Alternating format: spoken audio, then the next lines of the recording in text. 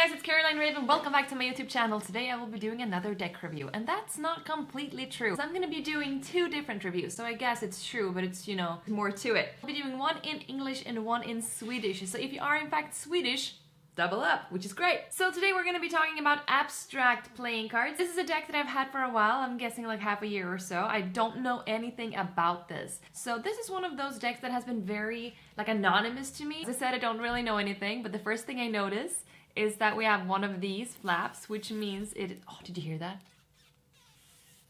So I'm guessing it's a Cartamundi deck.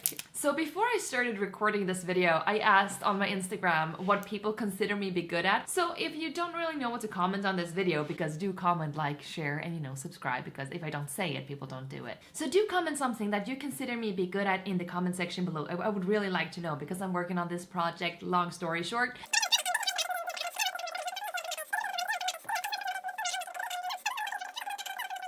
That's basically the reason. Well, yeah, it's on my Instagram. Someone said, Caroline, you're really good at, you know, being bad at taking off the cellophane. I beg to differ, because now I know how to do it. So this deck is called Abstract Playing Cards, and it seems to be version 1. I really like the box. It has like a very nice feel to it. It's very, very soft, not like one of those soft paper things. Abstract Playing Cards on the top. This is what we see on the side.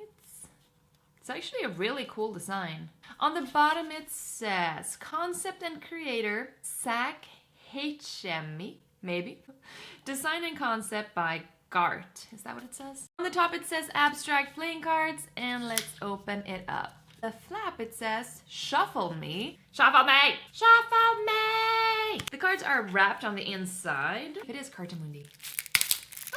Looks like it. First thing that we get is one of these. It's an ad card. On the back it says thank you and a lot of different people. It says it's a limited 3,000 decks made, printed by Cartamundi. Yes, I know my cards. On the B9 finish. Not sure what this is. And this is the back design. I actually find this very, very good. Basically what we see on the front. Everything is very well fitted together.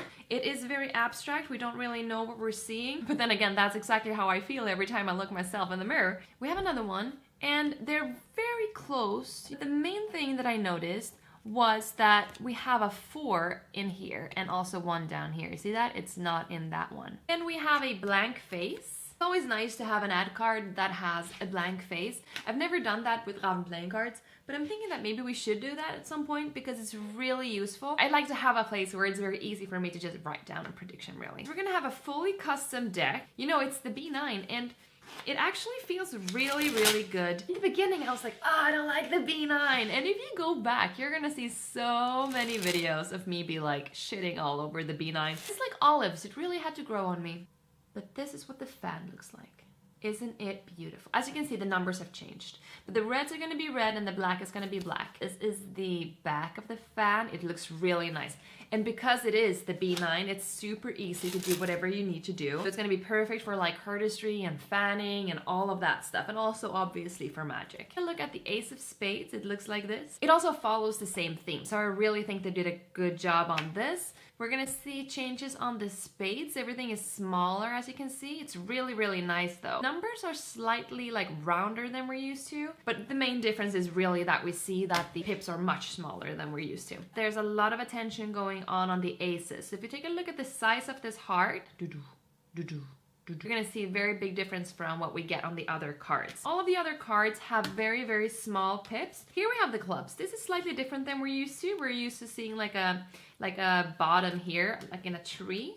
And as you can see, same thing here. They're much smaller than on the ace. Same thing with the diamonds. There's the smaller ones.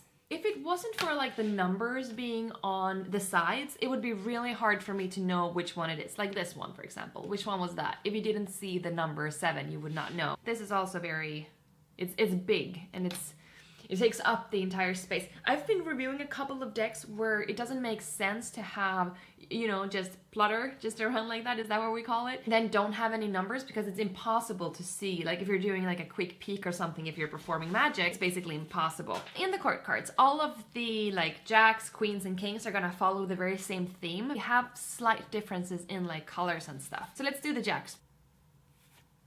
As you can see, they follow the same theme, but they have slight differences in colors.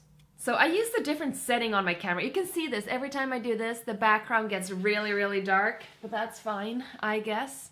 They look like this. I like how they have no faces, because the deck is called abstract, so it kind of makes sense to have it be like that.